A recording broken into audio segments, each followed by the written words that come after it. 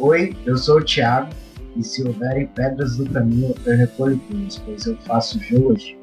Olá, gente, eu sou a Luísa. Eu acho que eu nem sei o trocadilho pra fazer agora. O Thiago, ele montou uma entrada triunfal.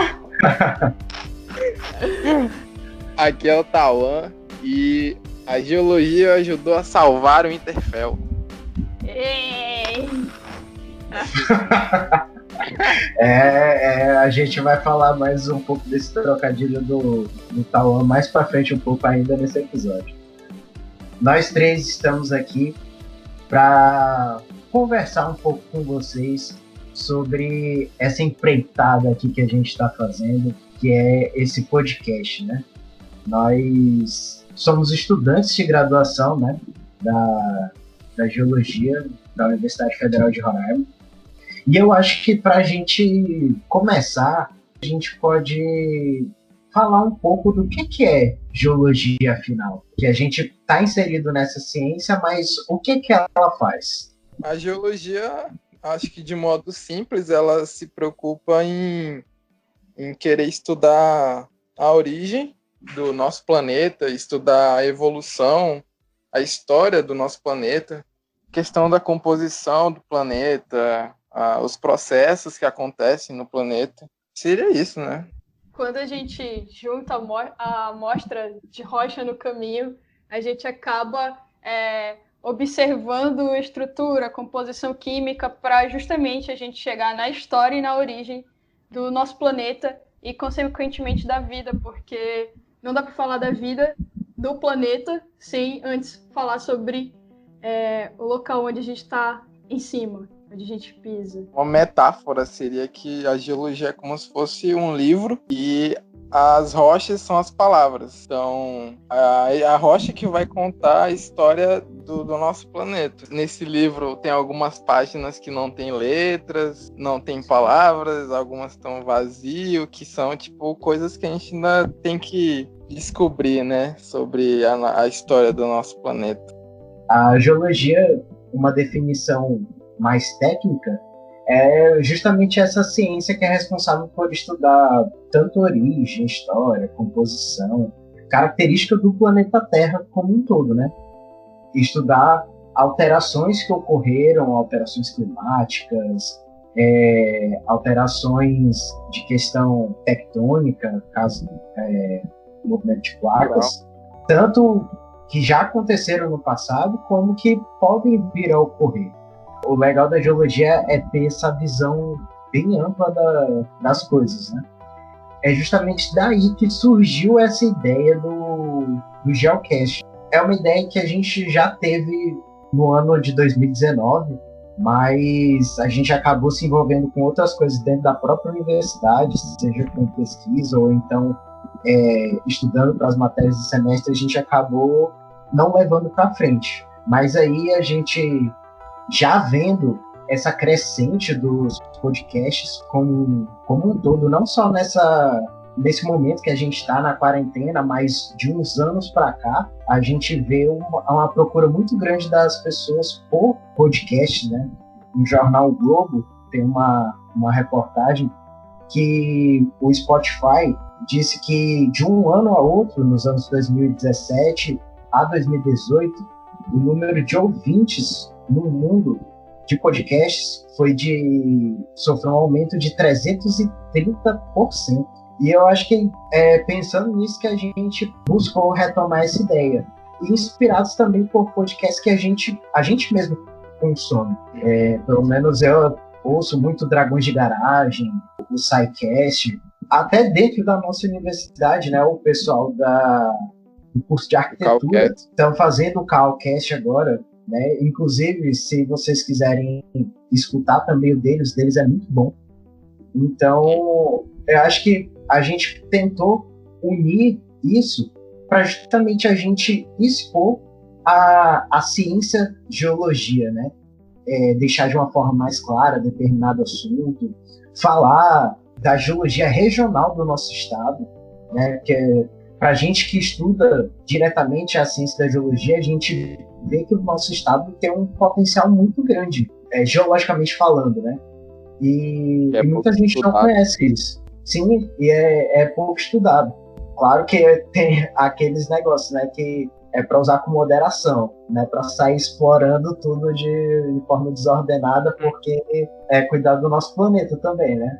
Eu acho que uma importância do nosso podcast não vai ser só para assim, para academia mesmo, porque o podcast é um momento descontraído, né, de uma conversa mais séria. Então eu acho que dá para chegar não só no pessoal do nosso curso, como dá para chegar nas pessoas que são mais leigas, não têm acesso à geologia como a gente tem. Então dá para a gente dar, sei lá, dá para a gente deixar tudo mais simples para todo mundo conseguir estar acompanhando, desde calouro, principalmente calouro, que é quando a gente entra mais perdido, né, na geologia, até pessoas que só acham interessante, né? Tipo, é só um assunto interessante que eles querem conhecer. Uhum. E tanto que acho que a gente também quer trazer episódios mais engraçados, né?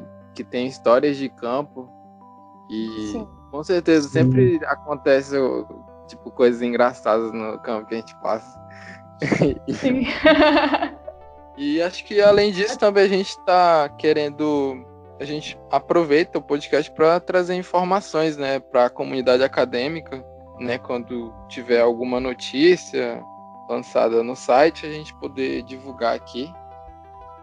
Muita gente, quando ouve geologia, pensa direto no petróleo, ou então em rocha. Esses são os dois pontos que focam mais quando a galera escuta a palavra geologia, mas tem todo um outro mundo por trás. Essa parte de recursos naturais, né, principalmente o petróleo foi um marco no nosso país, então eu acho que isso é o que mais deixa as pessoas assim, tipo, opa, quero ouvir, quero saber o que é. Significa dinheiro, né? Então, tipo, é uma coisa que chama atenção, né? Não só dinheiro, mas energia é uma coisa que a gente precisa para movimentar o nosso mundo, senão ele não funciona, né? Então...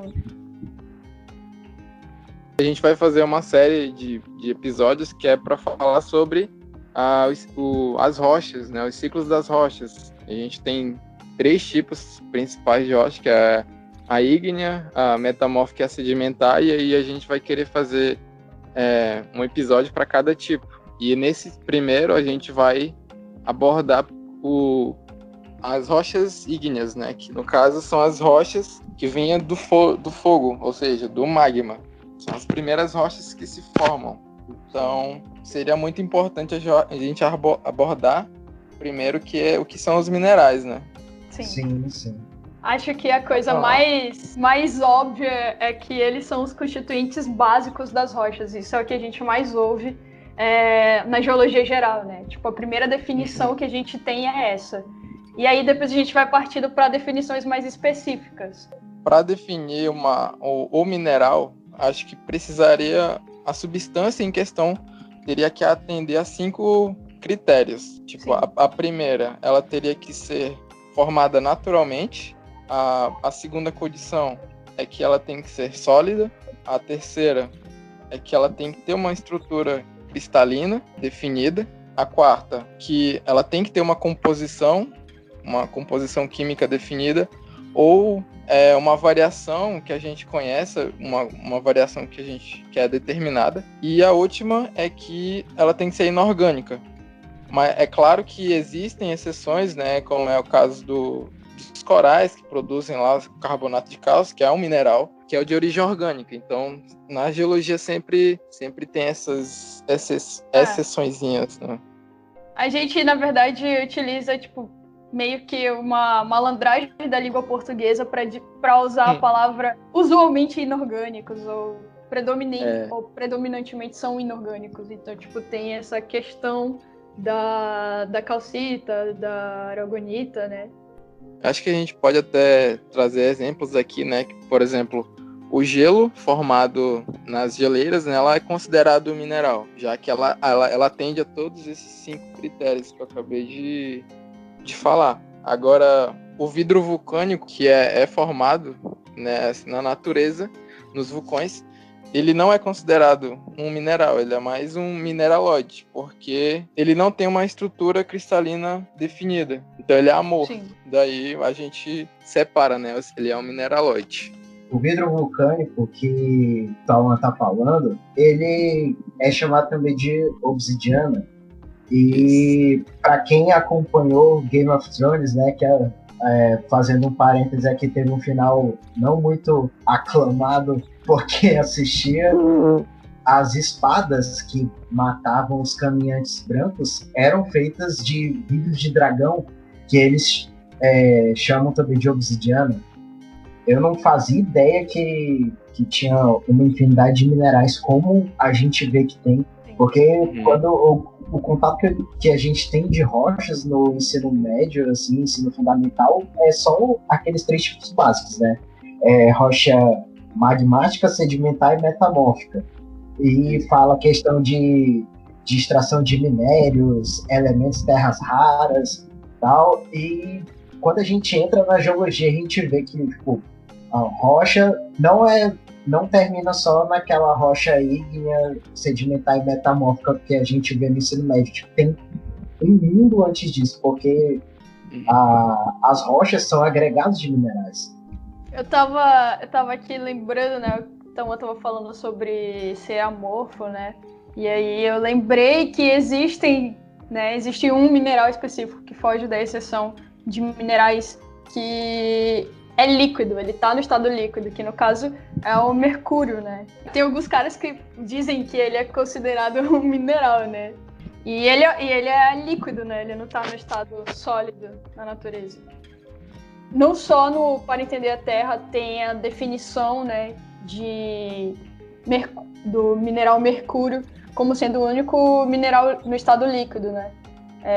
Também já vi numa apostila de um professor da UFAM, o Cláudio Miniotti. Ele coloca na definição de mineral, ele inclui, né, na definição de mineral mercúrio, como sendo o único líquido. Quando a gente vai ler sobre as rochas ígneas e sobre minerais, eles só se tornam minerais se eles se solidificarem, né, no caso, se eles cristalizarem, porque ele precisa desse arranjo interno, ordenado e tridimensional. O mineral ele pode ser formado a partir de 3 formas. A primeira, que é por meio da cristalização do magma. Então, os elementos estão lá soltos no magma e de repente começa a criar um núcleo que vai ser algum mineral e aí ele vai se desenvolvendo. Essa é uma das formas. A segunda é por meio da cristalização a partir de uma solução, como é o exemplo das salmouras, né, que são ricas, muito ricas em sais, e com a evaporação você vai ter uma concentração maior desses elementos e aí vai saturar e no fundo vai começar a cristalizar os minerais ali. E a última é por meio da condensação direta do vapor, que é o maior exemplo que a gente conhece, é aquelas fumarolas vulcânicas, né, de enxofre, que contém em muitos lugares aí, acho que na África, eu não lembro agora o exemplo, mas na África tem bastante. O Tauan tocou num ponto bem importante e a gente vai aproveitar para a nossa discussão, já que a gente vai entrar nessa questão das rochas. Uma das formas para se formar um mineral é a cristalização desses elementos ou compostos químicos que estão compostos no magma, que nada mais é do que rocha fundida, né? De vez em quando rocha parcialmente fundida, né? Para a gente ver como é que um negócio sólido se dissolve, se funde para virar o magma. Essa rocha fundida, acho que se a gente fazer uma analogia com a barra de chocolate, e a gente vai derreter ela. Sim. Né? Que a barra de chocolate é um negócio sólido e vai mudando, né? Questão de temperatura, que é isso que conduz essa rocha fundida a mudar esse estado, né? Que é justamente a temperatura e pressão. No caso dessa nossa barra de chocolate, a temperatura vai fazer com que passe do sólido para o líquido, né? Obrigado por citar comidas, que agora que... Tá dando fome, né? Tipo, isso que o Thiago tá citando, no caso, é o processo de origem dos minerais. E no caso ele se classificaria, ele tá dentro do processo primário, né, de cristalização do magma, de formação desses minerais. Esse é o processo primário, né? Ele tá dentro. Acho que é uma coisa assim que muita gente pensa que magma já pensa que é tudo líquido, né? Mas assim, não é só líquido. Também tem porções, algumas partes que são sólidas, tem gases dentro desse magma, tem a parte líquida também. E acho que uma coisa que vale aqui diferenciar, né, que é a diferença entre magma e lava. Que magma, como Sim. o Thiago falou, é a rocha fundida, que é formada em profundidade. Agora, quando esse magma ele, chega na superfície, ele é chamado de lava, né, já que ele perde gases, tipo, muda drasticamente a composição, né, do magma, então ele passa a ser chamado de lava. Então, acho que vale destacar isso aqui. Já falando, né, de magma e cristalização, uma coisa que é importante falar é da série de Bowen, né? Sim. Que é como se fosse uma série de cristalização de minerais em diferentes temperaturas. Existe a diferenciação, né, tem duas séries, né, que é as séries contínuas e as descontínuas.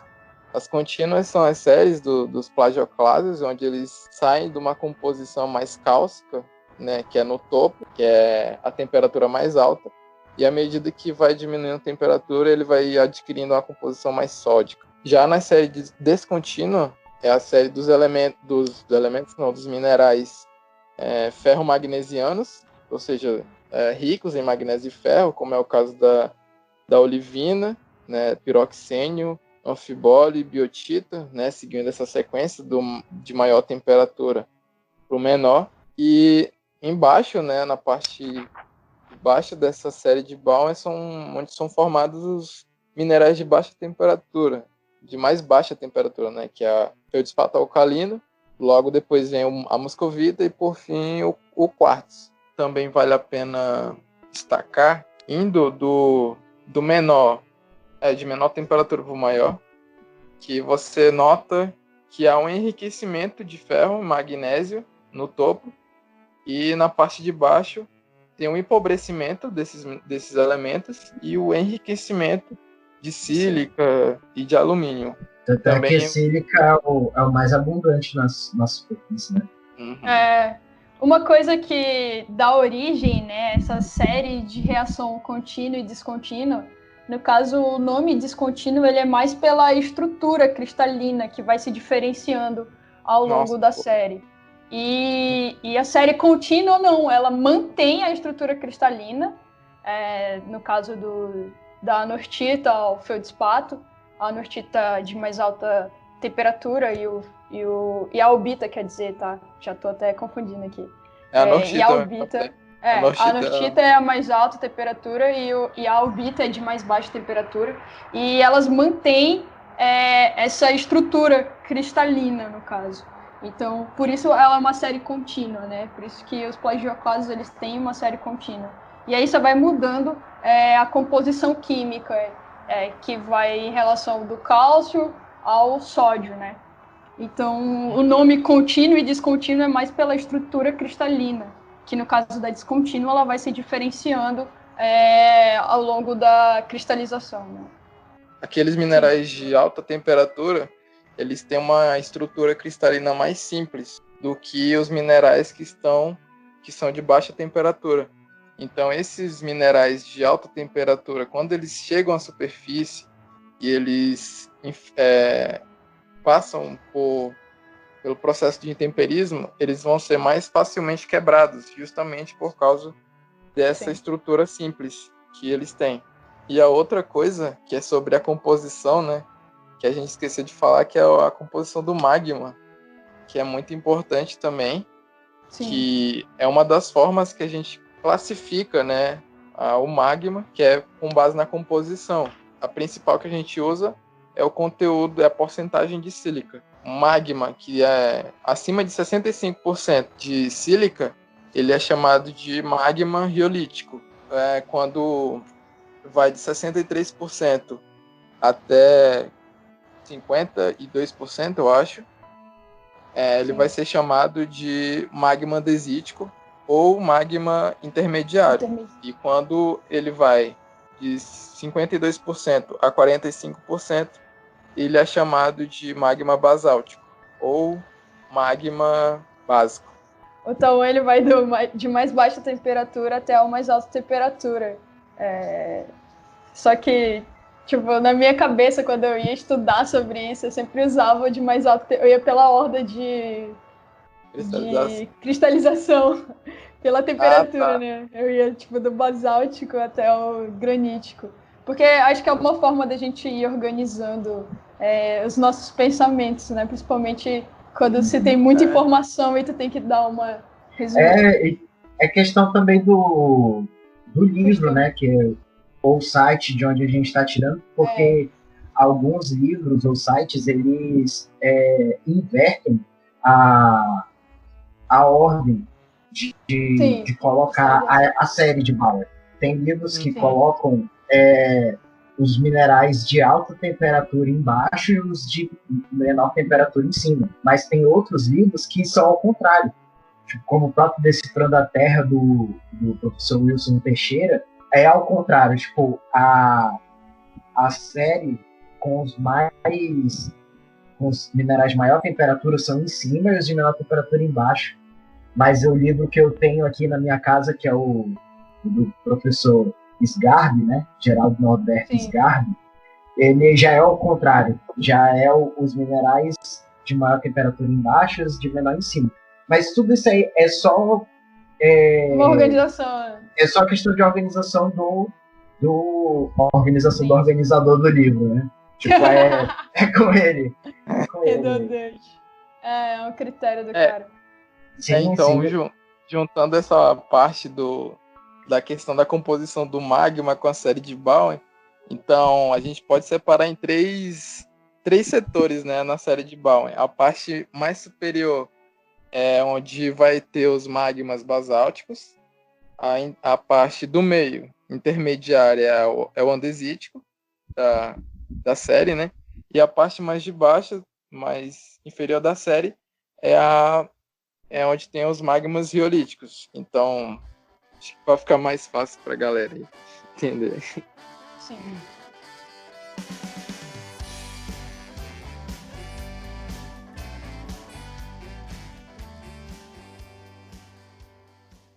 Agora que a gente já viu essa questão da origem dos minerais, do magma, né, e que a cristalização desse magma gera os minerais, eu acho que a gente já está num passo seguinte para a gente entrar na questão das rochas, as rochas ígneas, que são as nossas primeiras rochas que a gente vai tratar nessa série.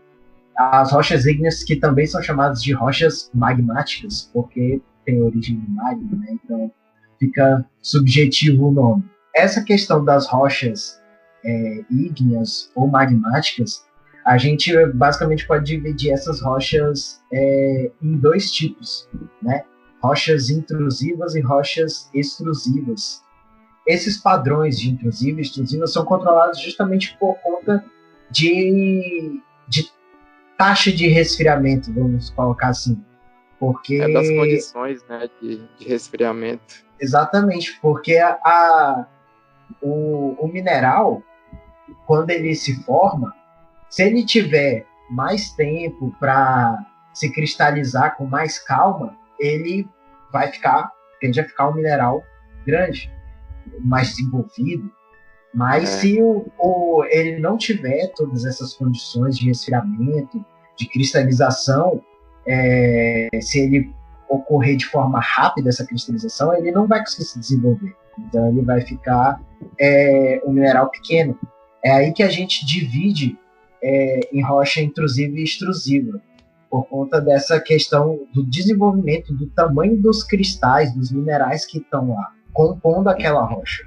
A rocha intrusiva, né, são aquelas rochas que são formadas no interior da crosta. E extrusivas, pelo próprio nome, né, extrusiva, são formadas fora da crosta. Então, na superfície já. Na superfície.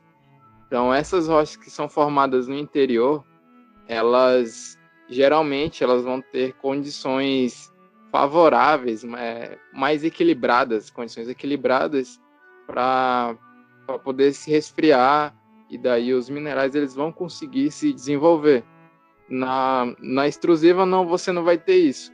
porque você já está saindo, o magma está lá, quente, no interior da crosta, e de repente ele vai para a superfície, que comparado, né, ao que ele estava antes, é uma temperatura bem fria. Então, isso vai ser uma estabilidade que vai fazer com que você não consiga desenvolver minerais ali. Você vai criar assim, vários núcleos de cristais, só que você não vai ter um desenvolvimento desses minerais. Acho que a gente poderia até citar exemplos, né, assim, de intrusivos. O mais clássico é a rocha, o granito, que são rochas ricas em quartzo, cafeldspato e plagioclases. E quando o equivalente extrusivo dela é o riolito. Então, já puxando, né, a questão dos magmas, o magma riolítico, ele vai formar, se ela for intrusiva, ela vai formar um granito, se ela for extrusiva, vai formar um riolito. No caso do magma andesítico, magma andesítico, no caso das rochas extrusivas, formaria o andesito, e o interior, a intrusiva, seria o diorito. Aí, no caso do magma basáltico, o intrusivo dela seria o gabbro e o extrusivo seria o basalto. A maioria dessas rochas, elas são formadas, não é que elas são formadas, mas elas são usadas mais em construção civil, ou como rochas ornamentais. Acho que é a principal aplicação dela. Inclusive, aqui em casa eu tenho um quartzo cianito. Essa quarentena, aproveitar para tirar a composição das rochas. Pois é, pessoal.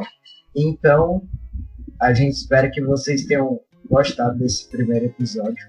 Aí, se você assistiu até aqui é porque você gostou. Então, desde já, nosso muito obrigado. Ou não. Desculpe se a gente falou alguma coisa que não estava certa, mas se você quer mandar alguma sugestão ou alguma correção pra gente, algum comentário, enviar algum feedback, que é muito importante, você pode mandar um e-mail para o Geocast, né? O Geocast tem um e-mail que é geocast.ufrr@gmail.com, beleza?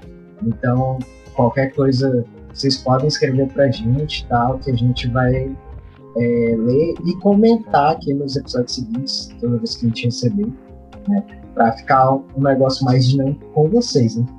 E aí eu queria propor aqui que a gente oferecesse para a galera que está escutando a gente sugestões de livros, filmes. Quando eu estava no ensino médio e estava tentando conhecer a ciência, eu lembro que um dos meus vícios era ler rotineiramente, tipo, as revistas da NetGeo, que não fala só sobre geologia, né? Fala sobre tudo que vocês imaginarem. Também não fala só sobre geografia, fala sobre muitos assuntos, assim. E são uma série de revistas interessantes pra gente estar procurando informações legais, sabe? E, além de interessantes, informações um pouco mais sérias.